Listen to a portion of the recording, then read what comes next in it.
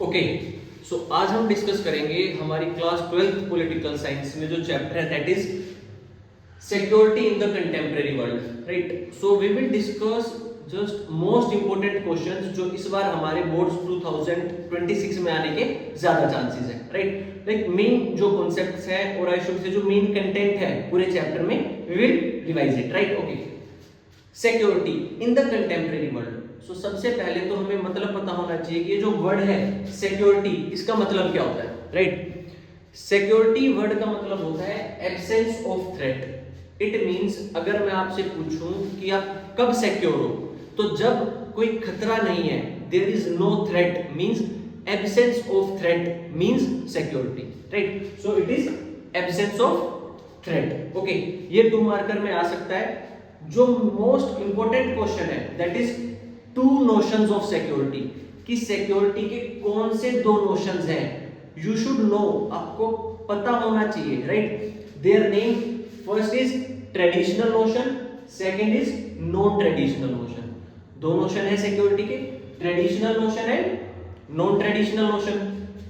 Traditional notion says when you have threat from military, जब आपको किसी मिलिट्री से खतरा है, राइट। अभी हम ये बात नहीं करें किसी और कंट्री की या फिर हमारी खुद की ही कंट्री की, just traditional notion means threat from military. इतना याद रखना है, जब हमें मिलिट्री से खतरा है, when we have threat from military is traditional notion, right. इसका ऑपोजिट हो जाएगा non traditional notion, that is non military threat. When we don't have threat from military, आपको कोई थ्रेट है but it's not a military threat, वो आपको military से खतरा, फौज से खतरा नहीं है, इट्स फ्रॉम समथिंग एल्स, जो हम बाद में डिस्कस करेंगे, right. Clear.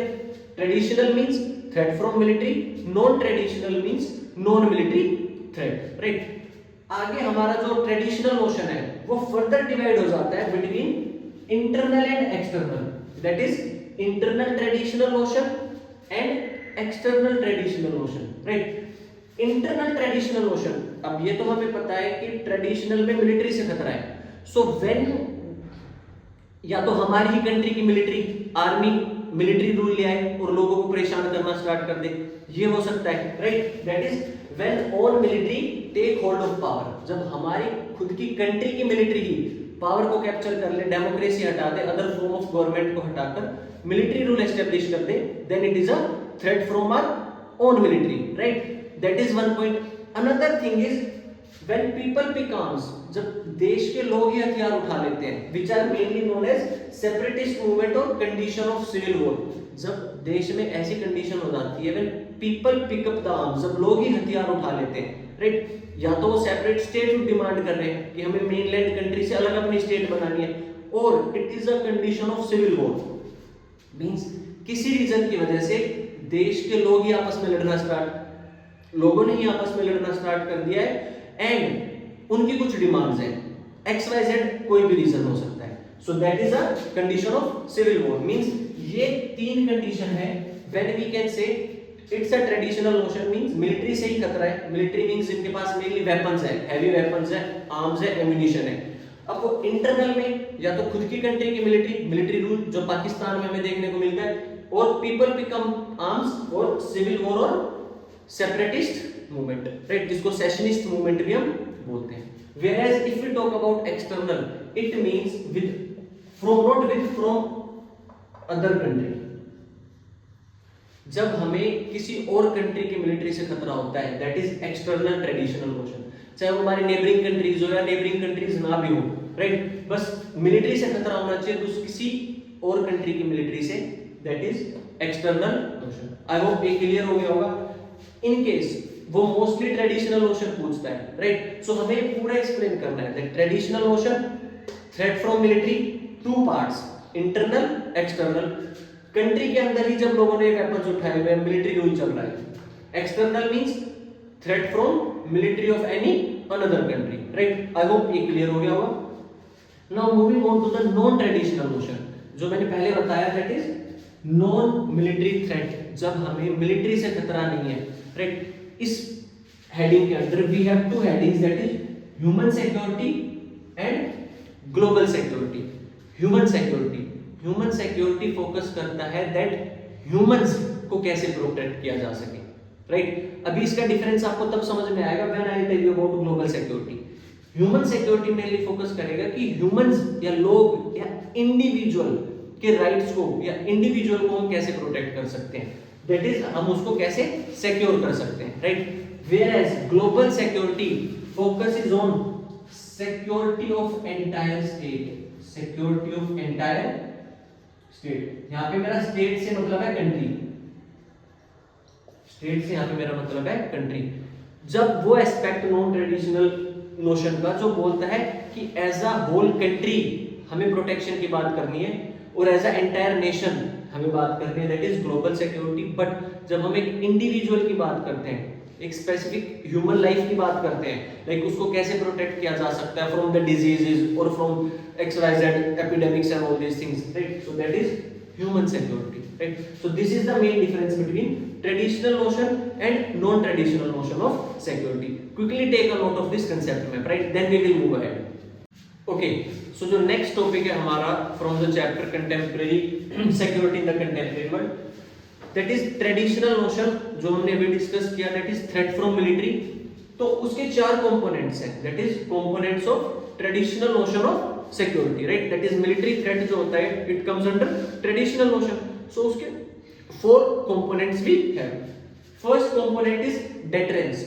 Deterrence means when you try to discourage any action. It means आपको पता है कि मिलिट्री अटैक होने वाला है, कुछ भी होने वाला है, you are trying to discourage it. आप कोशिश कर रहे हो कि वो ना हो, या तो आप डर बना के कर रहे हो that I have more than weapon, that I have more weapons than you, या XYZ डिप्लोमेटिक टॉक्स के थ्रू कर रहे हो, नेगोशिएशंस के थ्रू कर रहे हो, but you are just trying to discourage, that is deterrence. जब आप डिस्करेज करते हो ना वॉर लाइक सिचुएशन को कि ये ना हो, that is deterrence, first component.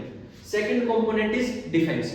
It means यहां पे अटैक हुआ नहीं था, अभी तक मिलिट्री अटैक हुआ नहीं था, राइट। इन केस अब अगर अटैक हो गया है, then you have second option, that is defence. Means you have to defend yourself. अब आपके पास कोई और ऑप्शन नहीं है, अब आपको खुद को प्रोटेक्ट करना ही पड़ेगा, that is defend yourself, protect yourself from attack, अपने आप को प्रोटेक्ट करना। Third is balance of power.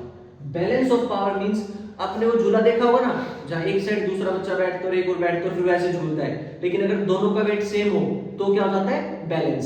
Similarly that is balance of power.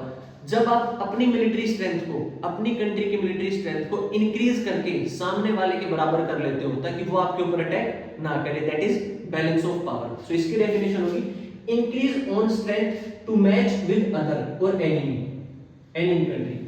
जब आप अपनी कंट्री की मिलिट्री स्ट्रेंथ को इंक्रीज कर ले रहे हो दूसरे के बराबर, अगर दोनों बराबर हो जाती है तो चांसेस बहुत कम है कि लड़ाई नहीं होगी, अटैक नहीं होगा, बिकॉज मेनली मिलिट्री थ्रेट तभी होता है जब एक पावरफुल होता है और एक वीक होता है, right. So that is balance of power. Now third is alliance building. Alliance means grouping, alliance means grouping with other countries. जब आपकी कंट्री दूसरी कंट्रीज के साथ ग्रुपिंग कर लेती है, ताकि फॉर एग्जांपल आप ऐसे समझो जो हम फ्रेंड्स बनाते हैं, सो बेसिकली हम फ्रेंड्स बनाते हैं ताकि हम थोड़े से पावरफुल फील करें दैट हमारे साथ कोई है, राइट। फॉर एग्जांपल जो क्वाड ग्रुप बना हुआ है जिसमें अमेरिका, इंडिया, जापान और ऑस्ट्रेलिया है, that is a quad grouping. NATO grouping बनी हुई है, North Atlantic Treaty Organisation. So world में कंट्रीज ने बहुत सारी ग्रुपिंग्स बनाई हुई है, right, so that they feel that they are powerful even if they are not, but हाँ एक ग्रुप होता है तो एक सेंस ऑफ यूनिटी होती है कि मेरे साथ कोई खड़ा हुआ है, that is alliance building. When country make grouping with other countries so that in case of need they can help it out और उस कंट्री की हेल्प हो जाए, right. So that is these are the four components of traditional ocean, right? So quickly take a note of it, right? Then we'll move on to the last topic, that is next topic, India security strategy. Okay, so now from this chapter these are the last two important topics जो काफी ज्यादा chances है कि paper में आ जाएगा। One is new sources of threat. अभी तक हमने पढ़ा है traditional notion and non traditional notion. In traditional we have read about military threat, internal और external. In non traditional notion अभी तक हमने पढ़ा है that is non military threat, human security and global security, right. Now there are certain new sources of threat, means कुछ ऐसे sources और I should से टाइम के साथ कुछ ऐसे थ्रेट, ऐसी प्रॉब्लम्स एमर्ज आउट हुई हैं जिनके ऊपर ध्यान देना बहुत जरूरी है, right. So first is terrorism. Terrorism की प्रॉब्लम रैपिडली बढ़ रही है। Terrorism means when you try to invoke fear, जब आप डरा के, धमका के या कोई मींस यूज करके आप लोगों में दहशत फैलाना चाहते हो, when you try to make people afraid of yourself, that is terrorism. Then health epidemics. Health epidemics means जब कोई डिजीज मास स्केल पे फैल जाता है। एपिडेमिक होता है, उससे भी मास पे पेंडेमिक होता है, जो हमने भी कोविड में देखा, right. So health epidemics means when any sort of disease is widely expanding in the country or territory. Then global poverty means when people don't have sufficient basic facilities, or I should say food, garibi, that is global poverty. Migration, when people forcefully move from one place to another, जब लोगों को migrate होकर जाना पड़ता है एक जगह से दूसरी जगह forcefully, it is also a new problem. Then environmental threat, that is जो हमारा इन्वायरमेंट डिग्रेड हो रहा है slowly and gradually because of human activities. Human activities की वजह से इन्वायरमेंट डिग्रेड हो रहा है, it is also a new source of threat. These are quite generic. ये जो है पॉइंट, ये जेनरिक पॉइंट्स हैं। अगर आपको हेडिंग्स याद है, you will mention new sources of threat 1 2 3 4 5 and just write 2 to 3 lines about each one of them, तो ये हो जाएगा, right. Now last topic, that is India's security strategy, और I should say pillars of India's security strategy. India की जो security strategy है वो क्या बात करती है, या फिर उसके क्या 4 पिलर्स है, किन 4 चीजों पे वो ध्यान देती है। First, strengthening military capabilities. हर कंट्री का होता है अपनी कंट्री को, मिलिट्री को स्ट्रॉन्ग बनाना। सिमिलरली इंडिया की स्ट्रेटजी बोलती है that we need to strengthen our military, हमें अपनी मिलिट्री को स्ट्रॉन्ग करना है। Second, strengthen international norms and institutions. India support करता है कि जो international norms means international rules and regulations हैं और इंस्टीट्यूशंस हैं like United Nations, so we should focus on them. हमें उनको स्ट्रेंथन करना चाहिए, मींस उन रूल्स को ज्यादा फोर्सफुली एप्लीकेबल और उन इंस्टीट्यूशंस की पावर को इंक्रीज करना चाहिए ताकि वर्ल्ड में सिक्योरिटी मेंटेन हो, right. Then meeting security challenge within country. Third हमारा एस्पेक्ट है कि जो हमारी कंट्री के अंदर ही प्रॉब्लम्स हैं within our country, right. कुछ सेशनिस्ट मूवमेंट होती है जो अभी तो नहीं हो रही है बट पहले होती थी।